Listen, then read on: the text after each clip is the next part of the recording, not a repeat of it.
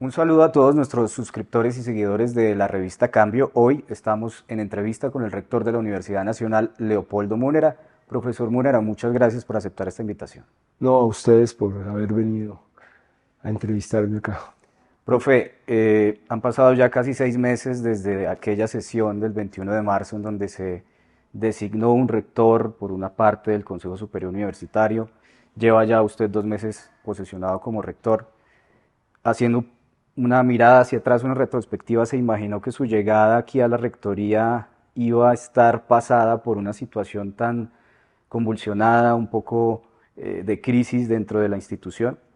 No, en ningún momento, aunque todo en la Universidad Nacional es agitado con mucha frecuencia, hay muchas formas de pensamiento en la Universidad Nacional, muchos intereses, pero también concepciones diversas sobre la universidad.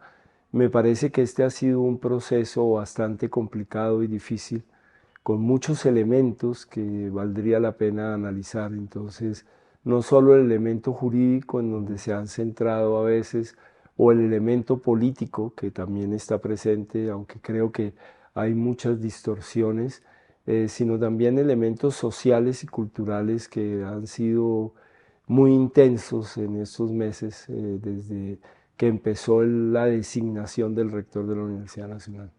Estos meses han puesto sobre la mesa una tensión dentro de la universidad. No podría uno decir que entre dos sectores, pero sí hay posiciones marcadas. ¿Cree usted que hay un poder o unos intereses que estaban muy resistidos a verlo usted en esta oficina como rector? Creo que hay sectores de la universidad, sí, algunos sectores que no querían que yo fuera rector de la universidad y que estaban dispuestos a hacer todo lo posible dentro de lo legal.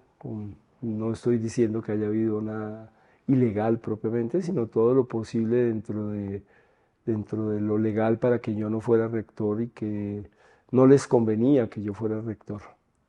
Profe, usted pues no es alguien nuevo dentro de la universidad, lleva muchísimo tiempo trabajando como docente, pero desde aquí creo que se ve diferente la institución y se tiene acceso a una información que no se tiene como docente o incluso como administrativo, pero de la facultad. ¿Cómo encuentra usted la institución, quizás en términos más administrativos, financieros, en estabilidad? ¿Cómo recibe usted la Universidad Nacional? Eh, Son muchos elementos, digamos. El primero, que lo destaqué cuando entramos a este edificio de nuevo, es que hay un cuerpo administrativo muy sólido. La universidad pasó por una rectora y dos rectores y siguió funcionando administrativamente. Es increíble el trabajo que hicieron estos 3.000 personas más, 1.500 personas por contrato o más, que hicieron durante este tiempo para que se siguiera pagando el salario, para que la universidad siguiera con servicios públicos. Entonces, lo primero es una solidez administrativa que tiene que ver con los empleados administrativos de la universidad, que es asombroso. En segundo lugar, hay una estabilidad en la universidad, yo creo que hay una estabilidad financiera.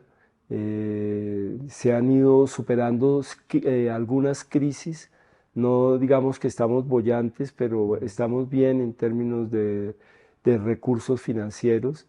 La universidad tiene sus propias dinámicas más allá de la administración central de la universidad y funciona gracias a profesores, estudiantes, trabajadores, también egresados que participan. Entonces, creo que la universidad tiene una solidez en medio de sus conflictos. Al mismo tiempo se han desarrollado figuras en la universidad a las que no estábamos acostumbrados y que no son muy convenientes para Ujú. una universidad pública, como son la creación de una serie de corporaciones. Algunas de esas corporaciones son benéficas para la universidad, otras estamos analizándolas para ver si realmente es conveniente administrar recursos públicos desde asociaciones que tienen un régimen privado. Pero también ha cambiado mucho la composición de los estudiantes y las dinámicas de la protesta. Entonces, hay muchas cosas que van cambiando con los años y que con frecuencia profesores y estudiantes no nos damos cuenta. Usted, antes de ir a la composición de estos nuevos estudiantes, nueva comunidad, toca un tema importante que a nuestro público es de gran interés y es el tema de la corporación Rotor. Cambio tuvo acceso en su momento a unos informes y a unos estados financieros de esta corporación que generaron dudas sobre su administración y sobre su fin realmente en beneficio de la universidad. Sobre este punto exactamente de Rotor, que es una, entiendo, de las corporaciones que tiene la universidad, ¿qué han encontrado ustedes? ¿Han visto que quizás es algo que no se ha manejado bien o todavía se está tratando de entender cuál era su propósito? Estamos investigando todas las corporaciones, estamos enterándonos de cómo es el funcionamiento de las corporaciones. Las corporaciones son muy heterogéneas en la Universidad Nacional. No hay solo corporaciones como Rotor, sino que hay corporaciones como el Fondo de Ayuda Estudiantil o hay corporaciones como el Hospital Universitario Nacional. Entonces, las corporaciones son muy heterogéneas, a las que pertenece la Universidad Nacional, que son 19 corporaciones. Rotor es una de las corporaciones y nosotros estamos en este momento tratando de averiguar exactamente cómo funciona, por qué cambiaron los estatutos, que hubo un cambio reciente de los estatutos que dificulta el control de Rotor por parte de la Universidad Nacional, y entonces estamos viendo qué medidas jurídicas vamos a adoptar, ya las vamos a adoptar pronto, en la próxima semana, para retomar el control de la corporación. Y es en eso que estamos realmente averiguando para poder hacer afirmaciones con los elementos de juicio necesarios. Por ahora no hemos encontrado fenómenos de corrupción, digamos, grandes fenómenos de corrupción en una corporación como, ni grandes ni pequeños como Rotor, pero sí hemos encontrado que se han hecho reformas internas que la alejan del control de la Universidad Nacional.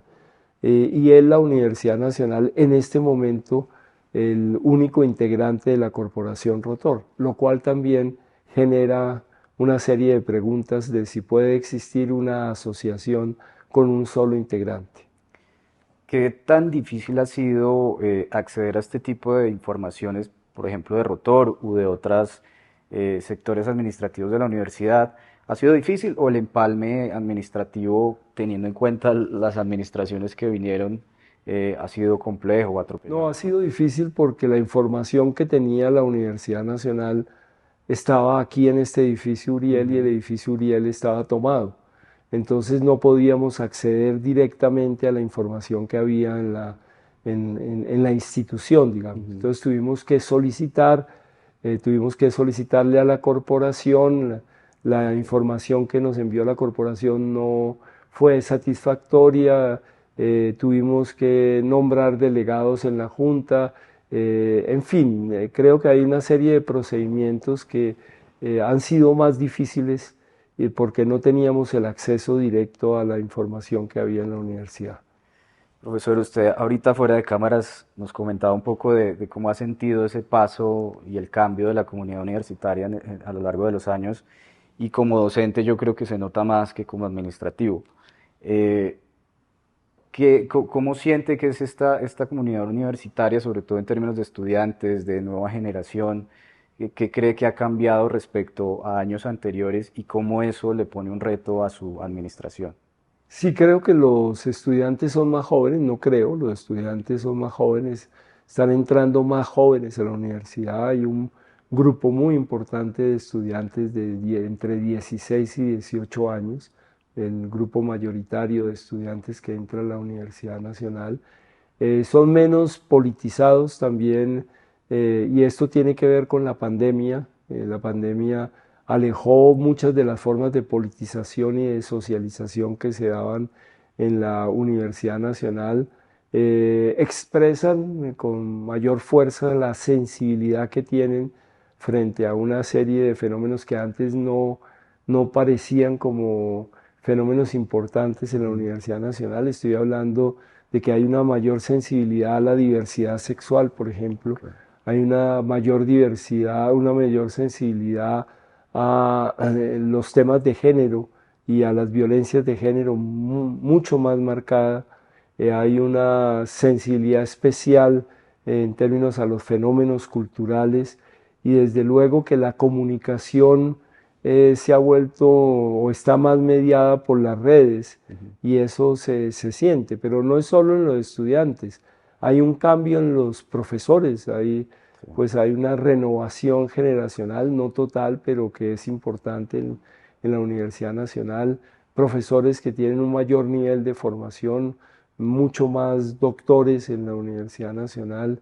Entonces hay transformaciones importantes en toda la composición, incluso en los trabajadores administrativos, donde el nivel académico de los trabajadores administrativos de la universidad ha aumentado. Hace unos meses estuvimos acá en este mismo edificio, no en esta misma oficina, pero sí en estas instalaciones que estaban tomadas por algunos estudiantes, con sus demandas y con todo un pliego de peticiones bastante amplio que incluso en ese momento no habían podido consolidar. Hoy podemos estar hablando usted y yo, profe, en esta oficina, con un edificio abierto. ¿Cómo se llegó a esta normalidad académica y de la rutina de la universidad? ¿Qué acuerdos se llegaron y qué falta por hacer? Mire, había una interpretación totalmente equivocada de que Leopoldo Múnera era nombrado rector y entonces todo el mundo salía de los edificios que se habían tomado y se acababan las reivindicaciones de los estudiantes y de las organizaciones y todo se solucionaba como por arte de magia. Creo que esa interpretación no tiene como punto de referencia un conocimiento de lo que es la universidad y lo que son las organizaciones estudiantiles.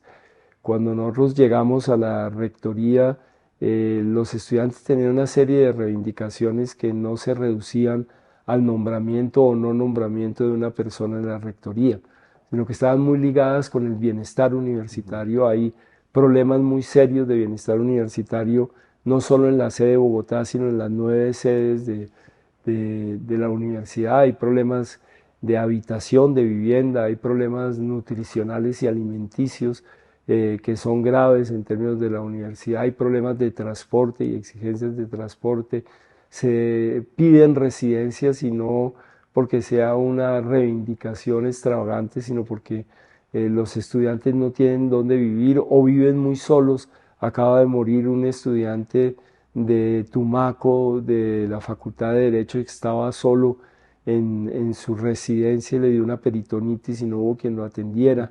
Entonces creo que la situación de los estudiantes es una situación difícil y había reivindicaciones en ese sentido. También había reivindicaciones académicas de oposición a estatutos que habían sido aprobados y que los estudiantes consideran que no habían participado, como el estatuto de extensión o el estatuto de posgrados. Entonces también en ese sentido había reivindicaciones sobre el gobierno universitario, sobre la participación. Sobre todo eso se dialogó con los estudiantes. El diálogo en las diferentes sedes lo hicieron las vicerrectoras, que son casi todas vicerrectoras de la Universidad Nacional, y fue un diálogo intenso para conseguir varias cosas. La primera, garantías de retorno, garantías de regreso, garantías políticas y garantías académicas. Y aquí quiero aclarar un punto: nadie negoció una denuncia de que se iban a hacer o no denuncias sobre lo que había sucedido en las tomas o en los edificios tomados, ¿no? Las denuncias son una obligación de cualquier funcionario público y omitir una denuncia puede ser considerado un delito. Entonces no se negoció eso, lo que se negoció fueron garantías de otro tipo, por ejemplo, que no hubiera represalias. Y cuando se hablan de represalias judiciales por los estudiantes es la utilización de los mecanismos judiciales para tomar venganza o castigo de personas que no han participado en los actos que se están denunciando. Eso es lo que se habla cuando se hace referencia. O que no existan denuncias falsas si se pierden elementos o si se roban elementos en una toma de los edificios. Eso es lo que ellos exigían, que no hubiera denuncias falsas en contra de quienes habían hecho la protesta. Esas garantías también se dialogaron y se negociaron con los estudiantes. Entonces fueron garantías académicas, garantías jurídicas, garantías políticas, aparte de una serie de reivindicaciones que llevan al cumplimiento de obligaciones y de programas de gobierno que se han presentado ante la comunidad académica. Profesor, cuando uno está acá por el campus y habla un poco con los estudiantes en ese momento y en estas últimas semanas, la expectativa con su rectoría es muy alta, porque es algo que también se había esperado durante eh, durante mucho tiempo, y aún más con todo este proceso tan difícil que fue el nombramiento de Ismael Peña y bueno, la llegada después suya. ¿No le preocupa que esas expectativas que hay sobre su paso por la rectoría terminen abrumando su programa de gobierno, por decirlo de alguna forma? ¿No le preocupa no estar a la altura de lo que esperan los estudiantes? Yo creo que lo que ofrecimos se puede realizar, pero lo podemos realizar colectivamente, no es solo una realización de una administración, sino que eso lo podemos hacer colectivamente. Le pongo un ejemplo. Ha habido muchos rumores sobre la constituyente y qué es la constituyente, y se dice no puede haber constituyente porque en la universidad no hay una constitución. Evidentemente, eso es no entender qué es una constituyente. Entonces, una constituyente es un proceso de transformación institucional que empieza por la transformación del gobierno universitario. Ese es el primer punto, cambiar el gobierno universitario, y después de cambiar el gobierno universitario, el nuevo gobierno va a hacer los cambios que considere convenientes. Entonces, cambiar la composición o discutir sobre el cambio de la composición de los cuerpos colegiados, porque no hay nada decidido. Hay propuestas, la rectoría hará una propuesta, esa propuesta será discutida en los consejos de facultad, en el consejo académico, en los claustros y colegiaturas si logramos hacer una reforma de los estatutos, pero también en los espacios participativos autónomos. Y todo este proceso de discusión sobre cuál debe ser el gobierno y la democratización de la vida académica de la universidad no lo va a hacer solo el rector, y evidentemente no lo puede hacer el rector. Lo tienen que hacer profesores, estudiantes, trabajadores y egresados desde las diferentes visiones que hay de la universidad. Muchos de los programas de bienestar son programas para trabajar con los estudiantes. Tenemos un programa de economía circular para producir los alimentos que se van a consumir en las cafeterías de la Universidad Nacional. Vamos a empezar con un programa piloto, pero esto solo lo pueden realizar los estudiantes. El trabajo de los estudiantes o la relación de los estudiantes con organizaciones sociales y organizaciones populares, por ejemplo, organizaciones de campesinos. Parte de la reforma, la discusión sobre las reformas, no es una discusión que se vaya a hacer solo en el grupo directivo de la universidad, sino que hay que hacerla con la comunidad académica.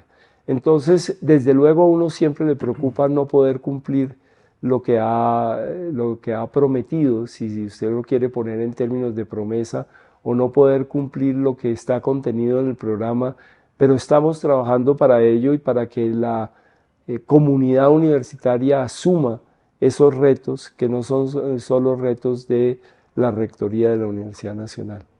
Profe, usted tocaba el tema de la constituyente, que claramente es un tema inevitable ahora en la Universidad Nacional, y las suspicacias han estado, incluso desde el mismo nombre, y que desde el gobierno se está impulsando algo a su modo, por fuera de la universidad, pero que en algunos sectores se entiende que es lo mismo.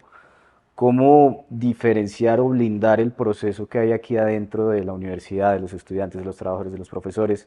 Blindarlo de intereses por fuera que quisieran entrar aquí e instrumentalizar algún sector de la universidad. Lo entiendo perfectamente, pero de la constituyente universitaria se venía hablando desde hace muchos años, no es una cosa reciente.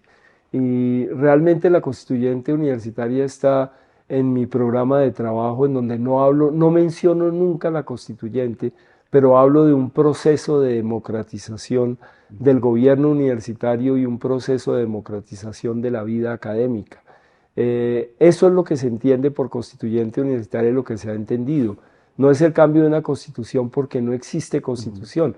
Sí existen algunas normas que son fundamentales desde el punto de vista positivo, como el Estatuto General de la Universidad, como la Ley 30 del 92, como el Decreto 1210 del 93. Eso existe en la universidad, pero el proceso constituyente no es simplemente cambiar las normas fundamentales positivas o materiales que hay, sino cómo hacemos un proceso de democratización en donde realmente la comunidad académica y la comunidad universitaria tome las riendas del destino de la institución y del destino de todo lo que hacemos. Entonces, realmente cuando estamos hablando de constituyente, estamos hablando de un proceso de democratización y de una mayor incidencia de todos los estamentos en la adopción de las decisiones que atañen a la Universidad Nacional de Colombia. No estamos hablando de un cambio de la Constitución, ni vamos una movilización para apoyar las reformas propuestas por el presidente Petro. No, no estamos hablando de eso, estamos hablando de un proceso interno de democratización de la vida universitaria. Y creo que la última proceso de designación de rector demostró que hay que cambiar las formas de designación y hay que establecer reglas mucho más transparentes y compartidas por los miembros de la comunidad universitaria. Profe, justamente en tema de democratización y a propósito de la elección del rector, algunos sectores han propuesto de que sea una elección directa por voto, por mayorías, como pasa a nivel nacional en algunos cargos de elección popular, y otros dicen que eso traería vicios justamente de los procesos electorales a la universidad, como la compra de votos, como todo lo que vemos cada 4 años. ¿Usted cómo piensa que debe ser por lo menos la reforma a la elección del rector si cree que se debe hacer? Sí, fíjese, creo que se ha banalizado el término de democratización. Hay diferentes formas de democracia universitaria en el mundo. Usted tiene, por ejemplo, en la Universidad de Lovaina, en la que yo me doctoré, la forma es una consulta directa a todos los estamentos, pero una consulta que tiene dos vueltas, no tiene una sola vuelta, de tal manera que el rector designado sea la persona que tiene la mayor votación y que tiene una votación realmente mayoritaria de los miembros de la comunidad académica, de la comunidad universitaria. Hay otras universidades que nombran a los electores y no nombran directamente al rector. Ese es otro mecanismo y entonces se nombran electores entre los profesores, se nombran electores entre los estudiantes, entre los trabajadores y los egresados, y son los electores o las electoras quienes nombran al rector de la universidad pública o privada de acuerdo con el caso. Entonces usted tiene un nombramiento de electores. Hay otras universidades en donde no existen estos mecanismos, sino que hay cuerpos especialmente designados para el nombramiento del rector. Entonces usted tiene una serie de posibilidades en la democratización que no se reducen a la democracia y a la elección directa. Ahora, el otro punto es que vicios, digamos corrupción, hay en cualquier forma de designación de las autoridades académicas. O si no, analice usted las universidades públicas, que la mayoría de las universidades públicas colombianas no tienen la elección del rector, pero han estado atravesadas por enormes fenómenos de corrupción en los consejos superiores. Así que el riesgo de la corrupción existe. Escoja usted el mecanismo que quiera para el nombramiento del rector. Desgraciadamente, ese riesgo existe y afortunadamente solo las comunidades académicas garantizan que ese riesgo no se materialice. No veo grandes fenómenos de corrupción en el nombramiento del rector o rectora en la Universidad de Nariño, que tiene ya una larga experiencia con elección directa. Entonces, no sabemos qué mecanismo pueda escoger la comunidad académica de la Universidad Nacional, y es a la comunidad académica en su diversidad a la que le corresponde escoger el mecanismo de, por ejemplo, designación del rector de la institución. Profe, usted hablaba de construcción colectiva, de un proceso amplio dentro de la universidad. No le puedo decir si son mayoría o si son iguales, pero hay voces que no han visto con buenos ojos su llegada a la rectoría, y más allá de eso tampoco ven con buenos ojos lo que se llama constituyente, o ni siquiera lo han comprendido o lo comprenden de una manera distinta. ¿Cómo establecer esos diálogos con sectores críticos, no solo hacia usted, sino entre sí, que a veces parecen no confluir en espacios de diálogo dentro de la nacional? Sí, yo creo que el pluralismo y la la heterogeneidad es característico de cualquier comunidad académica y lo que hay que encontrar son los mecanismos para que esas expresiones plurales se manifiesten en forma pacífica y se manifiesten en espacios que están protegidos y que están cuidados, y creo que esa es la obligación y esa será la obligación de la Rectoría de la Universidad Nacional. No nos podemos negar a deliberar en una universidad, y lo que se está planteando no es que se acepte la propuesta de gobierno de la Rectoría de la Universidad Nacional, sino que discutamos, que deliberemos sobre cuál puede ser la mejor forma de gobierno de la Universidad Nacional, o si la forma que hay actualmente es la mejor forma de gobierno de la Universidad Nacional. Yo veo difícil que una comunidad académica se niegue a debatir sobre su futuro y sobre las formas en que deben ser tramitadas las relaciones internas de poder de la universidad. Es factible que haya sectores, pero la mayoría de la universidad no se va a negar a ese debate. Entonces me parece normal y me parece sano que haya un sector que no esté de acuerdo conmigo. Me parece más sano que podamos discutirlo, y que podamos discutirlo en espacios académicos y no en las redes sociales con pequeños mensajes y a veces con falsas noticias. Entonces creo que renunciar al debate en la universidad, a la deliberación en la universidad, sería renunciar a la universidad misma, y no creo que esa sea la actitud de la mayoría de los profesores de la Universidad Nacional.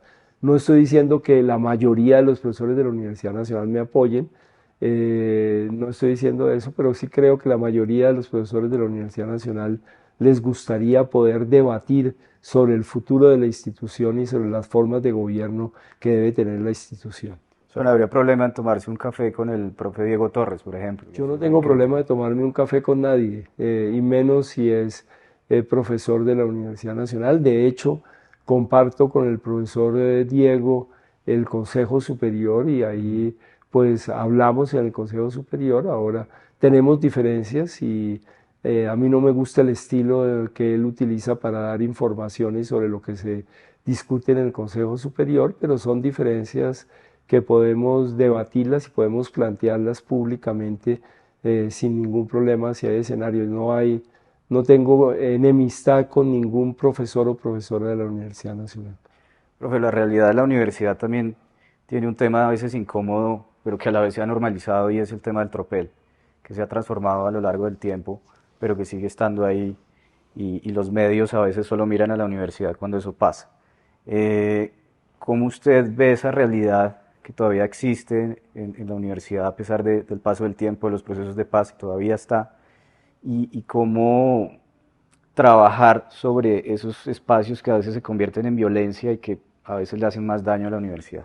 Sí, hay un problema en la sociedad colombiana, y es que la sociedad colombiana tramita con frecuencia los conflictos de forma violenta. Y yo no voy a decir, porque no creo que la Universidad Nacional sea un espejo del país, no.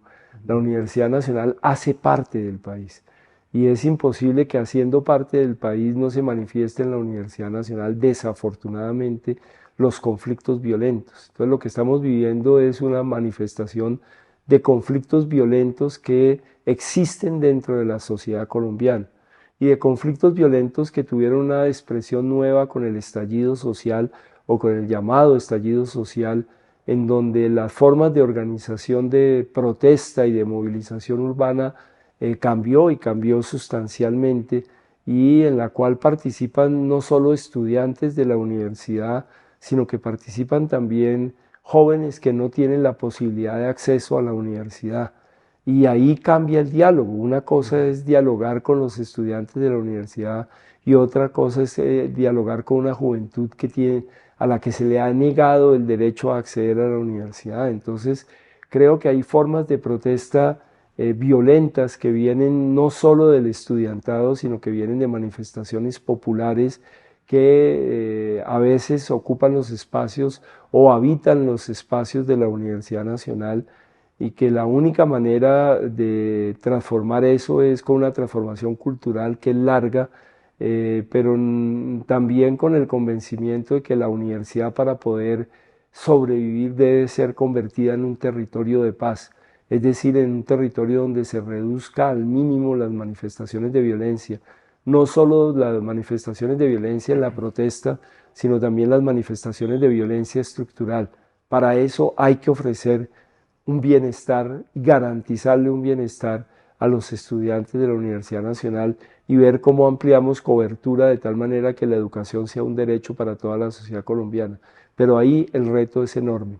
Entonces, decir que ahora hay una mayor expresión de violencia en la universidad no es cierto. Creo que venimos desde hace muchos años con manifestaciones de violencia en la protesta de la Universidad Nacional que me parece que no es lo más afortunado porque realmente contradice la vida académica.